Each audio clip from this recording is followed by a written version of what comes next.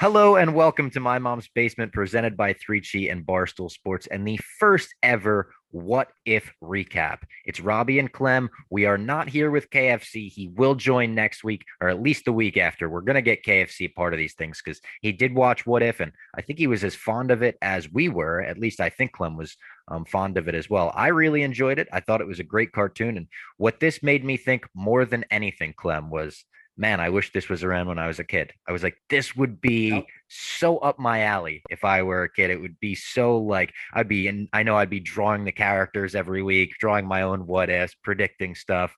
So did you enjoy the first episode? I loved it. I loved it. It was everything I was hoping it would be. I don't know if that's, I guess I wasn't hoping anything. I was just hoping it'd be good, and it was really good.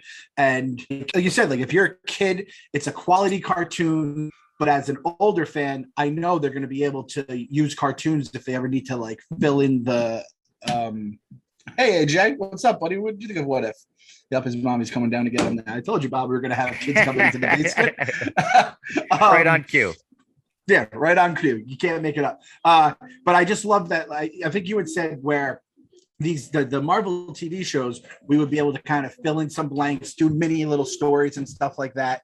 By the way, podcasting and holding a 3-year-old maniac with one hand. Pretty good job parenting on me and that. But like now, not only can they use those shows to fill in the blanks, they can use cartoons. And granted, like I think the reason What If works for even diehard Marvel fans aren't going to lose their shit at What If, because it's a hypothetical. It's nothing that is, in the main storyline, canon, if you may, any of that kind of stuff. But it was just so well done. And I was just hoping they would just, get a single or a double with it. And I think it was like a stand-up double at the very worst. And that's the other thing. I haven't really seen the reactions to it, but it was actually kind of amazing. On Twitter, What If was hashtag What If was trending all morning, and not one spoiler made it my way. And just because I was busy with the kids and with work and with everything going on in the house, I couldn't sit down and watch it, and I didn't see a spoiler. So I was very, very appreciative of that. And our first What If will be what if KFC didn't have 100 different franchises that he has to do? Because that's the thing. Like we'll try to get him in. We tried to have him on Podfathers here and there. And the guy, it's like so hard to squeeze him in. We got to leave at 9 a.m. this morning. Like the only Oh people at God. Barstool who are working at 9 o'clock a.m. Yeah, it's the dads. It's the dads that are able to get up that early. You're kind of accustomed to it already. But I agree with you Yep. when you called it a stand-up double. The reaction to this, some people are anti it, some people are very positive. I didn't look at this and go, this was a home run that blew me away. I've never seen anything like it. But I was just like, man, that was super enjoyable. Like I enjoyed the hell out of that for 30 minutes. I thought the animation style was so sick. Thought it was so cool. Actually having Haley Atwell's voice was cool. Sebastian Stan did his character's voice. I saw some people hating on that. They were like, Sebastian Stan, stick to non-voice roles because he sounded awkward in a couple lines there. But the guy that did Steve Rogers' voice sounded just like him. It wasn't Chris Evans himself, but I was grateful for that. And Howard Stark, I don't know if he did his own voice, but he sounded just like him too. So I thought it was really good, and I'm looking forward to the rest of the season. I feel like this is just the start. This is just the tip of the iceberg, and they'll get wacky from here. Yeah, I think it's going to get very weird, and we're going to hit, obviously we're going to hit space at some point, and probably some really wacky what ifs. Where this is very simple, where it's like two people that were similar characters that knew each other, and then obviously end up getting a happy ending at the end.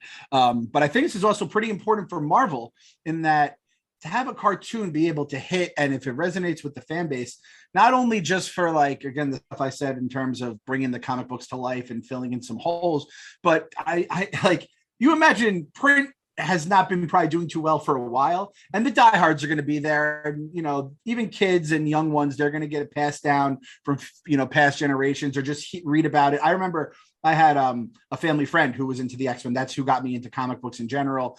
Shout out my guy John Cook. And like that, there will still be people like us that grew up with the books, but it's going to probably start dying off sooner or later, or even at a quicker pace, to have these cartoons which can still do such cool comic booky stuff. Maybe push the envelope a little bit. I don't know if they'll be doing it on Disney Plus, right? But we could have a little Suicide Squad cartoon, which I guess Invincible was kind of like, Yeah. right? There's so many different ways that you could go. So I was very excited, and this is as this is also coming as someone, as I've said a million times on our Bad Batch recaps that we do with Kenjack for the Star Wars cartoon. I never got into cartoons. I never got into Clone Wars. I've heard a million times it's great, and like this is coming from someone who hated the prequels. They're like, trust me, it's not the prequels. It's a great story, and despite that, and the animation getting better and not looking as weird as it did maybe season one, I was always very skeptical about cartoons. This series, as well as the Bad Batch, which is good, has proven to me I can watch cartoons and not feel weird. Because as a dad, you feel especially weird. It's like, kids, go to bed. Daddy needs to watch his cartoons now. And I saw someone tweeted us that we've never seen Captain America move like Peggy Carter moved as Captain Carter.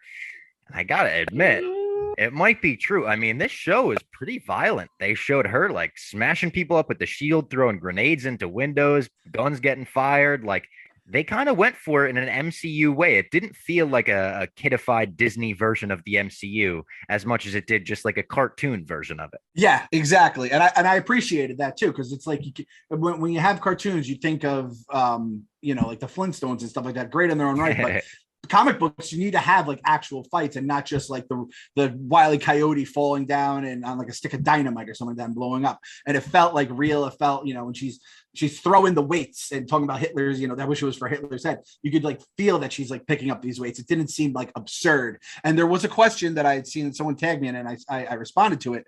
Like someone's like, can my 8-year-old kid watch What If? 100%. I don't think like if like Sienna's 6 years old, I wouldn't have had a problem with her watching any of that. The stuff she's watched on the big screen for Marvel, including the horrifying child trafficking stuff that Bob Fox didn't warn me about in Black Widow.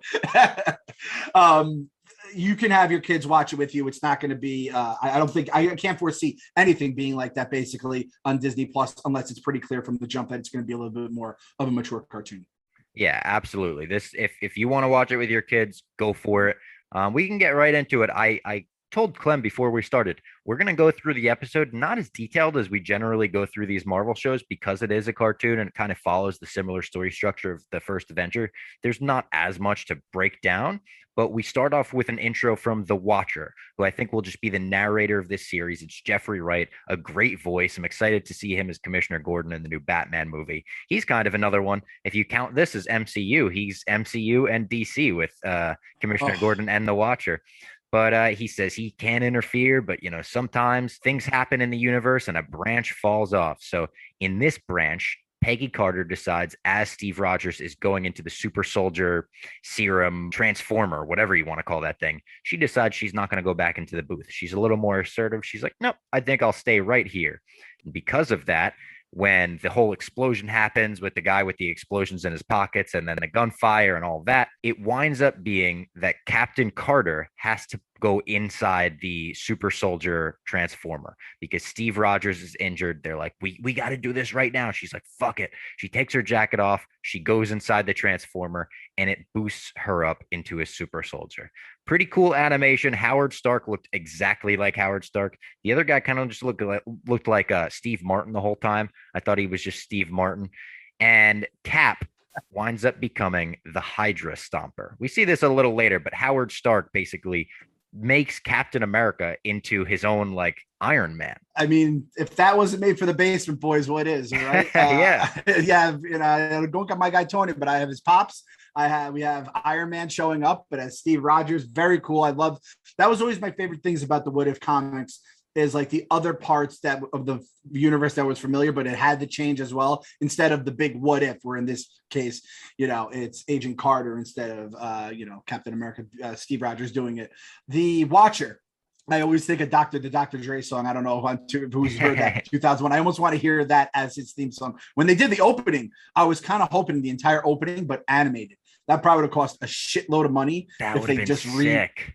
Right. If they keep that for every cartoon, they have the animated version of it. I thought that would be cool, but maybe down the road. I think at the end, I'm not sure if it was just my brain being confused, but I thought they might have made it a little more cartoony looking, the Marvel Studios logo when it was all said and done. I'm not sure.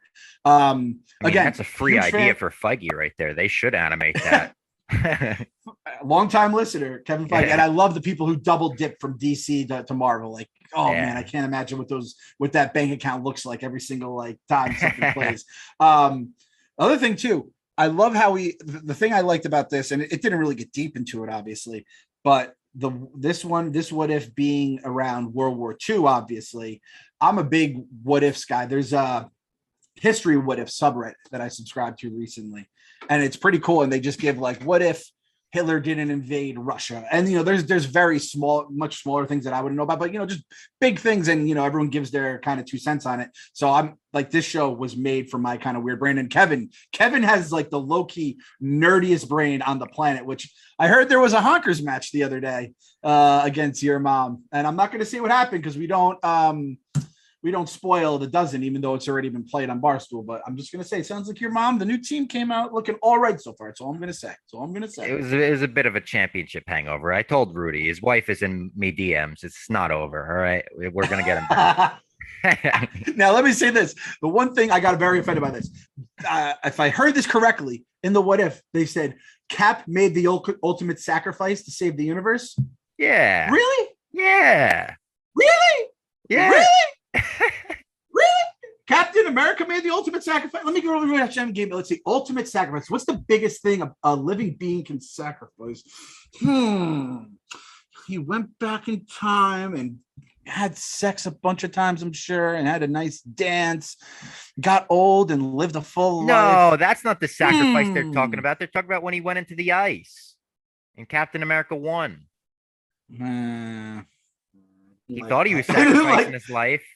Well, they said for the universe, and when I heard universe, I'm thinking we're talking Endgame, we're talking the T-Man, so that's why I said, really? They're talking going into the ice. Okay, fair enough. Now, this is kind of a weird thing. How would you feel if your boo-boo just stole your identity? Like his boo-boo just becomes Captain America. That's a tough look for a guy, Stevie. He handles it well, as you would expect. He does, yeah. He's a very supportive, like progressive Steve Rogers in the 1940s or whatever, Yeah, that's always the funniest thing about these things is how these guys are like, they're not these like the epitome of what you think. Like, get in the kitchen, Peggy. And you do kind of get that vibe from some of the people there where she's like, I just want to like be in the room, and they don't want her to like set eyes on anything. So it is kind of they do things. Tell Peggy early on, they're like, you're a woman, so you can't do this, all right? Get back in the kitchen. Like they basically tell Peggy Carter that. She's like, you fucking kidding me? Like, give me a shield.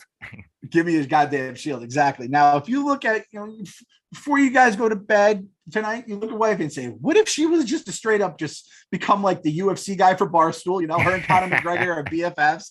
Uncle Dana's invited her out to Vegas and she showed him the headquarters and everything. So that was a very cool part of this that I thought was, interesting. And I'm so happy we got Howard Stark, since he hasn't yet been murdered by Steve's best friend in cold blood before Steve kept it a secret for many, many years. Well, I was going to say that's the next part. Howard Stark actually gets to become part of the squad, and he goes on missions with Captain Carter's squad with Bucky, and they go on the train mission. And this was such a great sequence where Captain Carter grabs Bucky's arm and he goes, oh, thank you. You almost pulled my damn arm off.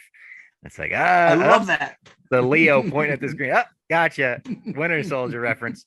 And at this point, Steve Rogers actually falls off the train. And in my mind, I thought, oh shit, is Steve Rogers going to become the Winter Soldier after all this? It is a bit of a misdirection. I think he does not become the Winter Soldier. He just becomes enslaved by Red Skull. They get put in this kind of like orb type thing that was powering the suit, he said later on. And they take him out of the suit, Steve Rogers. He's still injured. He's still tiny. He looks like me. He's got the frame of me, Steve Rogers. I could have done the motion cap for him in this episode. And this is why you're such a Cap guy. You're built like Cap. You're built like young Cap Steve Rogers. That makes sense now. Always. Okay, I got it. Yeah. He's my guy. Queens, Jersey, same thing. Red Skull is actually able to summon his champion using the Tesseract, and his champion is this big ass octopus. It's basically the Hydra logo. He takes out of the little portal. It comes through. Captain Carter has to use a sword and slice it up. I saw the What If directors actually compared this to Gamora slicing up the monster in the beginning of Guardians 2. They said it was actually kind of inspired by that, which I thought was kind of cool, them giving credit to that. And Captain Carter realizes that in this universe, she's going to have to make the ultimate sacrifice and miss out on that dance with Steve Rogers. And she has to push this octopus back through the portal. She is successful in doing so. She comes through in the present day, and it's Nick Fury and Clint Barton waiting there for her in what looks like the place where Loki comes through in Avengers 1. And Yep. they're like, the war ended 70 years ago. Like, you won. She's like, oh, great. Like, I won. But she's like, my fucking guy, Steve Rogers. That was my boy. So the Watcher comes through in an outro and he says, I am the Watcher. I can't interfere, but this is the stories of the Marvel Universe. What if? See you next week, brothers. Hey guys, sorry to cut off the pod, but I got to tell everyone about Cuts Clothing. To mark their 5-year anniversary this year, they are having a month-long celebration across their entire website. Get ready and stay ready for any occasion with clothes that combine classic designs, universally flattering fits, and next-level flexible technology. GQ magazine calls the classic Pika Pro Tri-Blend tee the only tee worth wearing for a reason. Cuts hoodies are also some of the best in the game. I've got a couple in my closet, and they are the most comfortable hoodies I own. I swear by them. This month, there's 2 collection drops, a whole new product launch, and a week-long special event. So go to cutsclothing.com/basement right now to check it out, and you'll get 15% off access to all anniversary events all month long with the code BASEMENT. Go to cutsclothing.com/basement, and you can shop their new anniversary collection. I was hoping we were going to get an old Cap just sitting there. The I don't think I will Cap, just chilling, waiting, hoping for her to show up. And it kind of has a little happy ending. I loved the holy shit, I have super serum muscles vibe that we were getting from Peggy. She's just like, oh man. And it's, I compared it to like when you're playing against like little kids in like basketball and you're just dunking on them. Like I love like my little kids, they'll try to like on like the little indoor hoops and they'll try to dunk it and I just swat it across the room and they love getting blocked, which is so much fun because I love blocking them exactly that much. I got a little bit of a Wonder Woman vibes. Because it was like she's jumping into battle and just dominating everybody in a war. Granted, it was a different war. With the sword too. As soon as she grabbed the sword, I was like, yes. Oh, the sword and the shield. That's like Wonder Woman. Yeah. Yep. This is all right. I'll get bonked for this, but it was an honest thought that I had. When she was like shows up and like her, you can tell her arms, they've like got cut now. She has the muscles, and you have this little scrawny bitch, Steve Rogers. I'm like, she is going to murder that guy in the bedroom.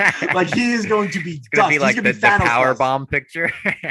yes, exactly. The infamous was that YP? The YP power bomb picture. Right? Oh my god. Oh, I never thought I'd have that picture back in my brain again. Thank you, Bob. We can't show that one on YouTube, unfortunately. No, I don't. Maybe I could do like a blurred version of it or something. I don't know. If you're watching with the kids, I'm sorry. Let me say this, and this is going to be maybe sacrilege as such a big Cap guy, and maybe anti-American. When she put on her Captain Carter suit, I was like, damn, that suit might be cooler than Cap's. I mean, maybe it's just the rock and roll fan in me where I always see the Union Jack guitars, the Union Jack shoes, that kind of stuff. When she had that and the shield, it was like, that's a fucking sweet costume. And like, yeah, the shield was much more like acceptable or like, I'm like, is that the way the shield's supposed to be? And that's fucked up to say again. Like, we're going to get fucking dragged for Benedict Arnold right here. Robbie Arnold, Clem Arnold. We're going to get killed. But it did make it like, it didn't feel too weird. It didn't feel out of the loop. Steve being Iron Man too, and Hydra Stomper, was that what the Hydra Stomper? Yeah, it's kind of like the Hulk Buster. I felt like. Yeah, and I love how they like throw their enemy's name in the name of the machine, so it's not like just like the enemy Stomper, the bad guy Stomper. It's like Hydra. Fuck you, we're stomping your ass out. So I really appreciate that, and kind of just seeing the Cap Iron Man super team that we could never see. We never saw with like, you never saw like Tony picking up Steve and throwing him around and, doing all the that way they were using the each other during the plane fight where he was like throwing her through the cockpit of the window and she was using the shield. That was badass. That's such cool animation. That was awesome. And it's probably like also like a thing that's a lot easier doing a cartoon than having a bunch of stunt guys try to do it and all that kind of stuff.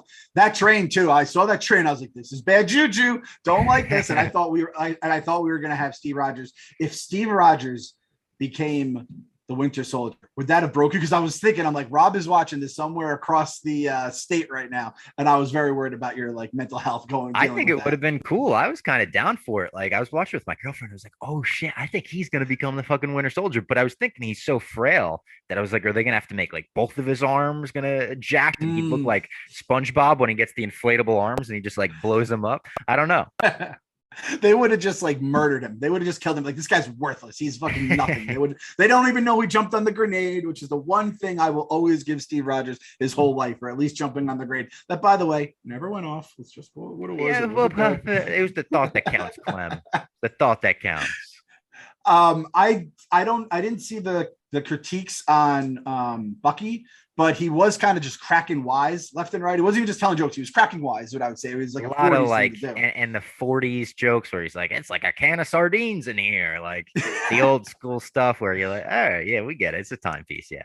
He could have never been a Captain America, because Captain America just can't tell though. It's like you can't just have the whole room get quiet every time. You don't have to be funny. You just can't be not funny. So that's what I would say about that. And when the Hydra champion came out of the portal, I immediately had Starro vibes. I was like, what the fuck? Are we crossing back to Suicide Squad now? Like my brain was so goddamn confused.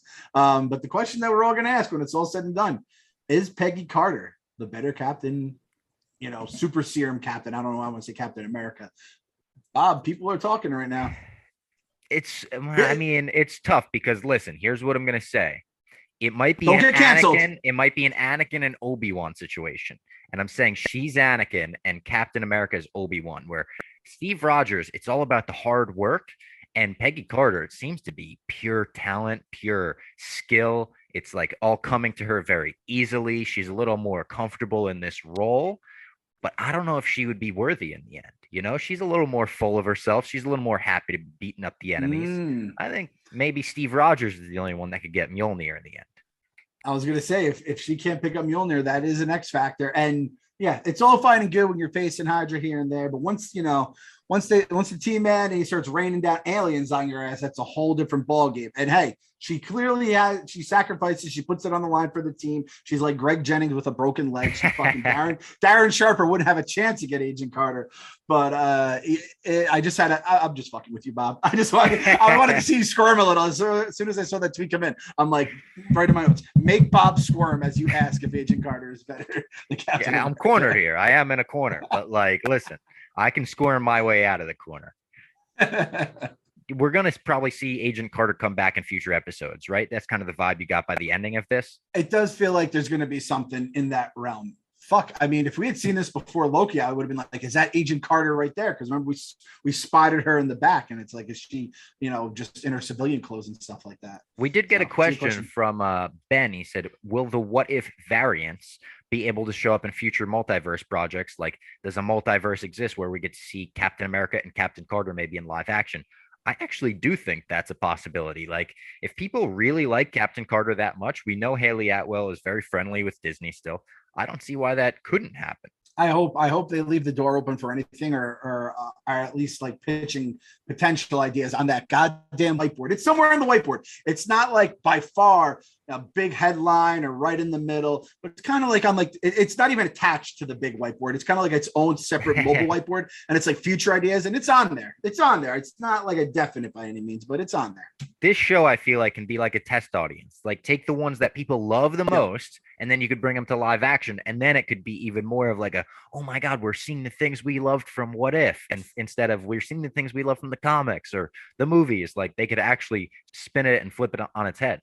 I'm just tickled pink that this is even a thing. A man my size should not be able to get tickled a hue of pink very easily. But I am tickled absolutely pink right now that they brought the What If franchise, and they actually seem to have done it well. I can't believe this is happening. And take chances, have fun. And I think that's, I should ask Waldron. I get someone who's a little more creative than I am. I feel like that's when creative guys like that can really just have fun, when there's really no breaks on them, and kind of just get weird and get funky with it. And that's when shit's going to happen. And the stuff Stan Lee and Kirby Lee must have been, or who is it? Stan Jack Lee. Kirby. Who else? Jack Kirby. The stuff they must have been doing, shrooms. I don't even want to know what the fuck planet they were on when they came up with half of this stuff. But just like, I just love the What If series, that it just exists. And it probably just started one day when they're like, what if blah, blah, blah happened? And then it's like, write that down. This was before whiteboards even existed. And then, probably it was on yellow legal pads. And now here we are all these years later. It's, again, someone that grew up with that comic book. That was kind of a one-off. I absolutely loved it. I'm so happy they just nailed it in the first episode. And I'll go on the internet tomorrow and I was like, Clem, that fucking sucked. What are you talking about? I loved it. Tickled pink. Well, Oh, Patrick. speaking What's of the name? Patrick Patrick Star? Star, yeah, Patrick Star. Patrick Star. That's me right now. Tickled pink. Are you hungry listening to the pod right now? Because I got just the thing for you. It's Magic Spoon, the best cereal on the market right now. Growing up, cereal was always one of the best parts of being a kid, but you have to give it up because it's so sugary. You become an adult, you're like, I can't eat cereal every single morning. I mean, that's ridiculous. With Magic Spoon, you actually can, and it's not ridiculous. There's 0 grams of sugar, 13 to 14 grams of protein, and only 4 net grams of carbs in each serving. Only 140 calories, and it's keto friendly, gluten free, grain free, soy free, low carb, and GMO free. If you've got a weird stomach like me, even you can eat this stuff. And Clem tells me every week that his kids actually pick this stuff over regular cereal. They don't know that this is the healthy alternative, but it tastes that damn good. Go to magicspoon.com/Robbie, Robbie right now, and you can build your own variety pack. They've got cocoa, fruity, frosted, peanut butter, blueberry, cinnamon flavors, all available now. And they're so confident in their product that there's 100% happiness guarantee. If you don't like it for any reason, they'll refund your money, no questions asked. Go to magicspoon.com/Robbie and then use the promo code Robbie for $5 off. That's Robbie at magicspoon.com/Robbie. Speaking of all these years later, talking about what ifs, I've actually written down my own Marvel what ifs to read off and kind of get your opinions on here, Clem. All right.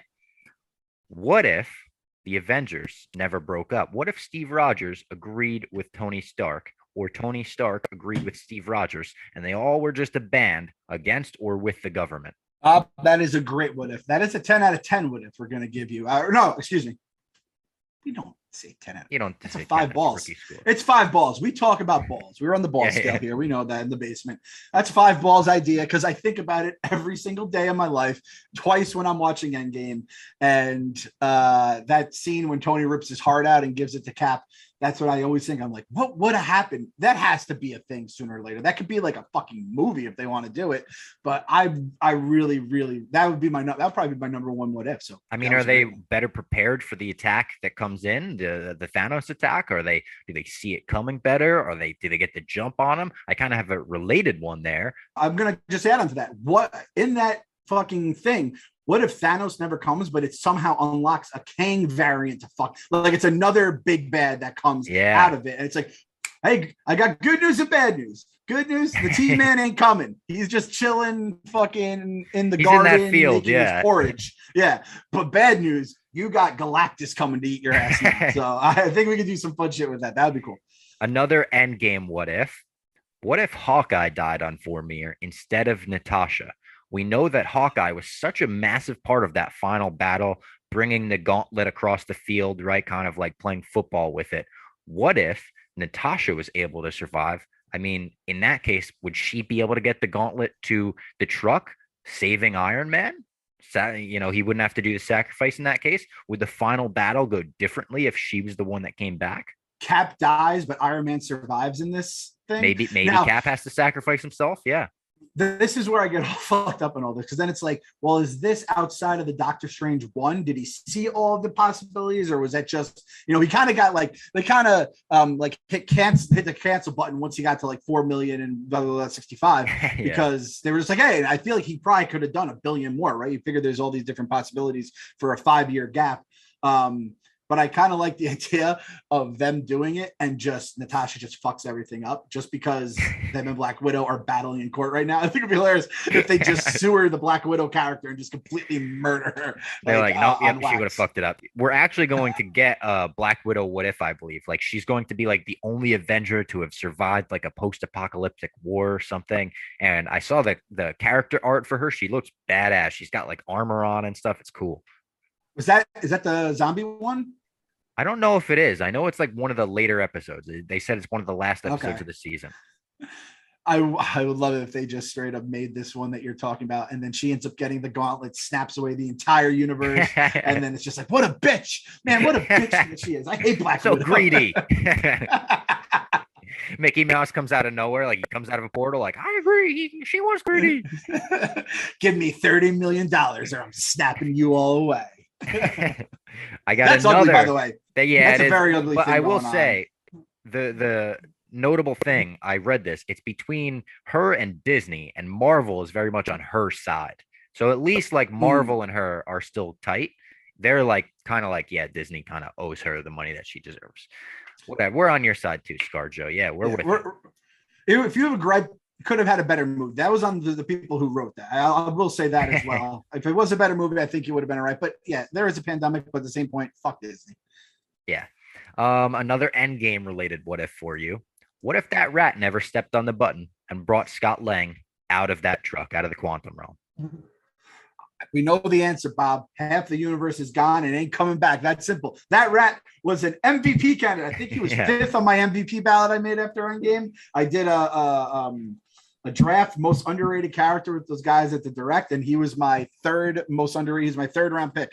Groot was one because Groot is the big Bob Shadori Yep. of the franchise. He saves the Guardians with the We Are Groot. He chops his arm off in Endgame, and then I think, I had what was it? Killmonger was my other one. Yep. I think he's just an underrated villain. He's a great villain. So good. And at one point he was probably the best Marvel villain, but I feel like people forget about him because Thanos is around. Who do you think is the best villain, AJ? I'll put you on the swing in a minute, okay?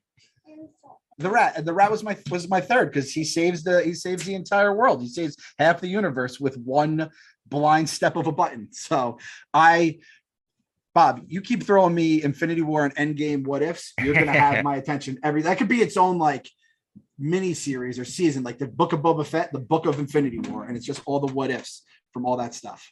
And speaking of the direct, Matt from the direct actually sent in a what if for us this week. And he said, what if Steve took Sam's advice and took up Ultimate Fighting? The perfect what if for me and this show. That's a what if that I want to see, Matt. You know me, and you know that's right up my alley. That's a 0 days since Cum has come out of this. Tell you what though, he he would have to fight in like Japan where they don't drug test, because I know Super Soldier Serum would show up on USADA tests.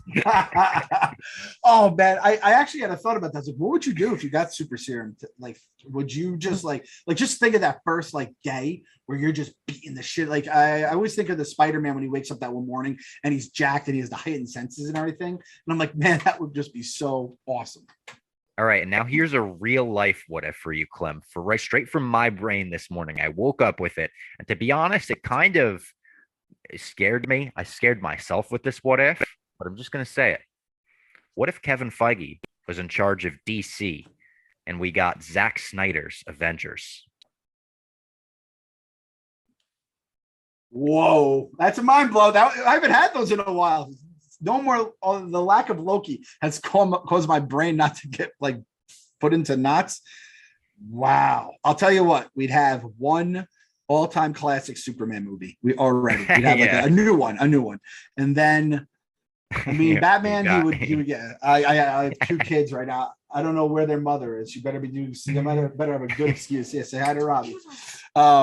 Marvel is basically what they were before, like when they were just selling things off to Sony left and right. You know what I mean? Yeah. Just complete garbage, bottom of the barrel. Now, who do you think Kevin Feige kicks the universe off with, though? Because that's important. He kicked the universe off with Iron Man, who was not an A1, household name.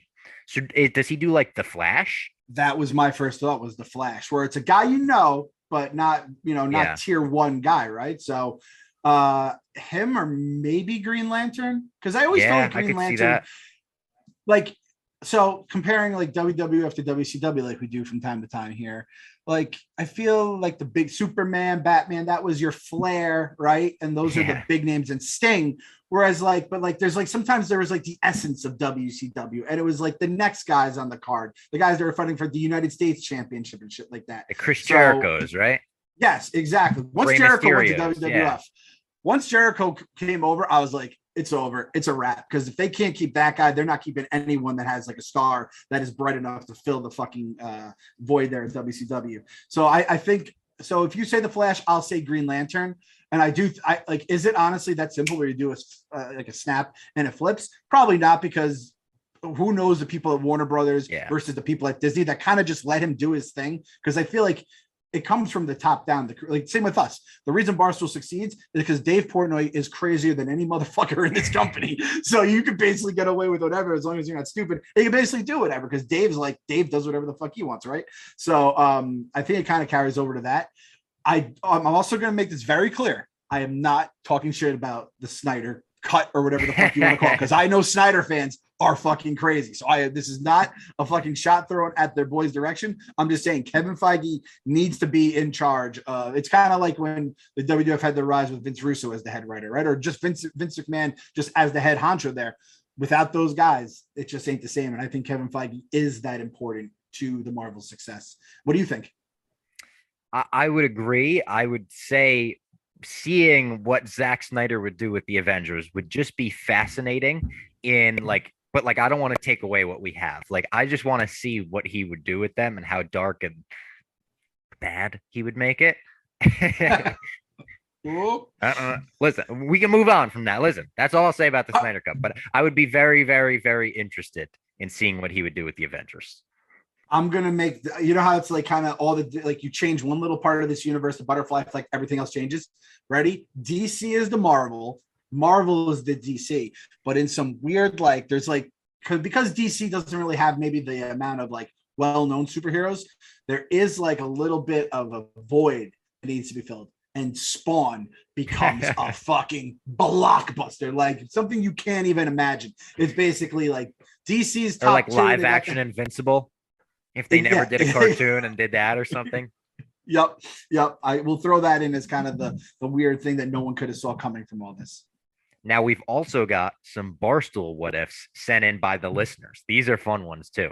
Cutting off the pod one more time to tell you about the Showtime pay-per-view and most valuable promotions event, Jake Paul versus Tyron Woodley. It's a 5-fight pay-per-view. It's going down in Jake Paul's hometown of Cleveland, Ohio on August 29th. It's a Sunday, and Dave and Big Cat are actually going to be on the broadcast. So, I mean, it's worth tuning in just to see that. The ridiculousness of it all is going to be amazing. Barstool Sportsbook has a sponsorship, so it's going to say Barstool Sportsbook on the canvas and everything, I believe. And the action-packed pay-per-view telecast will be produced and distributed by Showtime beginning at 8 p.m. Eastern, 5 p.m. Pacific. Main event obviously features the problem child Jake Paul versus Tyron, the chosen one, Woodley. I'm rooting for Tyron Woodley in that fight as the UFC guy. Kind of feel like he's representing the MMA fighters. It's been a few years since he got a win and even a single round of competition, but I do think he is Jake's hardest test yet. So I'm rooting for him. I'm hoping he gets the job done. And you never know. When Dave and Big Cat are involved, you start getting that weird Barstool magic.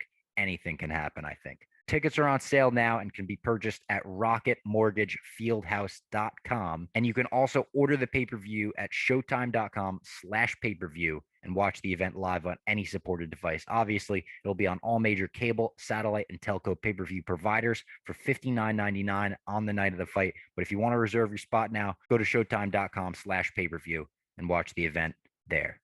So the first one is, I don't know if his name is Renes. I'm going to go with Renes. He said, what if Sophia stayed with Call Her Daddy instead of Alex? Imagine that. I don't listen to the podcast, so I don't know if anything would change there, but it'd just be wild. It'd be the one with brunette hair instead of blonde. A lot more anal talk. A lot less blowjob. Yeah. That was Sophia was more. No, I have no idea which one talked about which or whatever. I mean, honestly, it's largely say is like, I have a daughter. I just don't want to hear that come out of their mouth because then I have to think about, just it's like, $20 million. I'm going to say probably not on the table because Alex was forever will be a fucking workhorse. I mean, when Portnoy talks about your work ethic and not only work ethic, but how good you are at your job, you were fucking through the roof. Because I think we're both pretty good at our jobs, and we're not getting fucking emails left and right. Hey, attaboys. They're not getting attaboys from everybody here. So the fact that you on his show on tweets, sometimes I think he just says it. And so yeah, I'll say Suit Man. I don't know what happens to Suit Man in this scenario. Man. I guess Suit Man in this scenario might be with Alex. Oh, wow. That would be Bob, spill the tea. Suit Man, I think getting off Dave's radar when he did was probably a good thing because Dave has only grown in power since Suit Man was on his radar. What a fucking wild. You honestly just can't make up the way this is. It's a soap opera company. It's a wrestling storyline every single day here. That was unbelievable. That's a good what if. This one involving White Sox Dave. The next one actually involves White Sox Dave Yes. as well. This one says, what if White Sox Dave would have commentated that Yankees game and not Ellie Schnitt? What if White Sox Dave never got sent home? That was kind of, I think, a big turning point for Dave's Barstool career. Like things went up for Dave after that, only went up for Dave after that. The worst that could happen, like the more something bad seems to happen to your Barstool at like face value, good, it ends up being good. It turns around. Yeah, it's always yeah, it'll always come back around. it always comes back around. I'm all right. In a weird way, wow. I'm doing some crazy what if shit to try to make it crazy. And I'm like, somehow, some way, we never get the dog walk drafts out of it, which would be, and at that point, the drafts might have been, no, I don't think they were around by that point. And then I'm thinking somehow Corona never happens because I think Corona kind of spurred off the dog drafts. White Sox Dave never gets the draft going back to eat dinner with the guy who started Corona. Exactly. So exactly. Dave's like second round pick. Yeah. So we're gonna say that if White Sox Dave doesn't come to New York and doesn't get sent home, coronavirus never happens. So put that on a fucking headline. This next what if I saved for the grand finale, Clem, because I couldn't think of a better one than this. It was from our friend Unfiltered Nerd, who replies to us all the time. Shout out Unfiltered Nerd. And he says, what if White Sox Dave were actually Red Sox Dave? And now I'm taking this what if and thinking it flips him and Jared completely. Mhm. Jared is over in Chicago, and Red Sox Dave has World Series rings, a podcast with David Ortiz where he chews gum the whole time because he's still White Sox Dave in the end. But imagine that. I'll tell you what is, if in this scenario, there's a lot of people with concussions in Boston because that boy, an angry, crazy Red Sox Dave. I mean, just saying that is laugh out loud funny. Red Sox Dave. I mean, he always has the chip on his shoulder, and then if you added the chip on your shoulder that comes from being a Red Sox fan, from being in like the spotlight against the Yankees all those years, and then winning the titles. I mean, the Hulk. We're dealing with the Hulk. We have a Hulk now. We have a Hulk, and maybe Jared could throw faster than him in this case, though. That's nice. Yes, yes, exactly. White Sox Dave, like, does he get the rocket haircut? Because I kind of want to see Dave with the rocket hair and everything. And they swap beards too. So Jared has the beard that goes up high, and Dave has the beard that's like really full. And then in this scenario, Jared is now part of Barstool Chicago. So you have Eddie, Chief, Carl, and Jared. With again, and a great set of like we know Tom, awesome guy, right? Yep. He's producing stuff and he's camera. Danny, who I love, their intern. They have some great guys out there. You throw Jared into that mix. How do you think? Like, because Dave, as a White Sox fan, when he's going against the Cubs fans and whatever, he's very like White Sox Dave in it. But at the end of the day, they always will be like, oh, it's White Sox Dave and whatever. Jared, I feel like, doesn't back down. The only time I've ever seen Jared like down bad and like admit to it was when Giancarlo Stanton got traded to the Yankees, which is hilarious considering how wrong he was about all that, right? So sorry, Yankee fan Bob. I apologize. Yeah. So what happens to the Chicago guys? Is it like a lot more? I feel like we might get a lot more like maybe down to blows at some point. I feel like Carl and Jared. Carl and Jared, those are the two. Yeah, Rough and Rowdy, Carl and Jared. And like White Sox Dave is not bashful about challenging people to Rough and Rowdy, but this is actually White Sox Jared we're talking about. So he's the same White Sox Jared. White Sox Jared. Great one, Unfiltered. That was a great one. That was such a good one. The repercussions of this, I mean, it hits far. And again, Sons of Uribe, we are allies. I'm allies with the White Sox fans. I'm also allies with the Red Sox fans because the Yankee fans are a thorn in both our sides. But I mean, if I had Jared as kind of my White Sox connection, that would be interesting too. So, wow. Is Red Sox Dave? Is he hosting a show with Dallas Braden? No, he can't. No, the world is. So who else is throwing a perfect game that we could have hired to be like he's doing it with who's the guy from the White Sox? Mark Burley. That's exactly what I thought of. Yeah.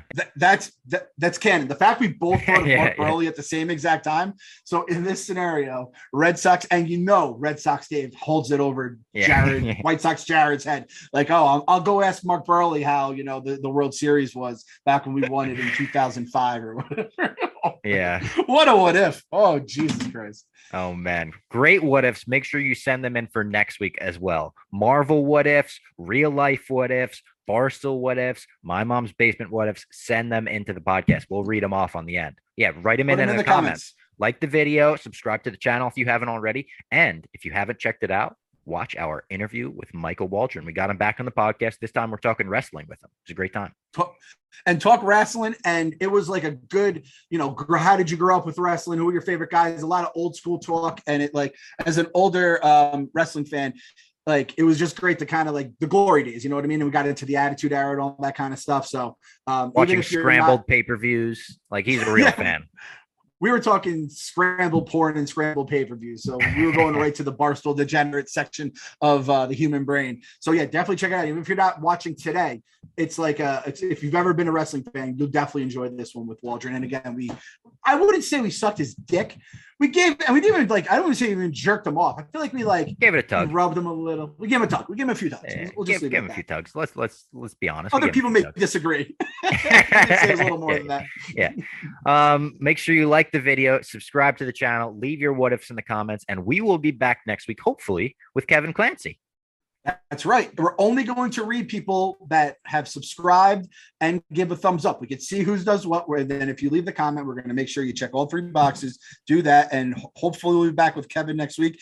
Kevin will be the most fun for these Barstool what ifs because he has the brain for it, and he's been around so long that he probably knows a lot of backstage shit that even we aren't privy to, that wouldn't be like earth-shattering stuff, but just funny stuff that especially the old school shit that I think could really bring an element to this that no one sees coming. So, and he sounds like, wait, so you're saying Kevin Clancy liked what if?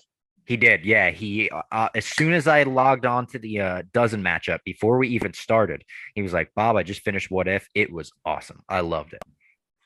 Again, I mean, that's as good a glowing review as you can get. The biggest hater in the world says it's good. Yeah. So I cannot wait to do this. This is going to be fun. How many weeks do we have? I think we've got 9 episodes, maybe a bonus episode at the end. Perfect. And that's the perfect. Don't you tease me, Rob. Don't you tease me. Half hour length. Perfect. It was all great. So this is going to be a lot of fun.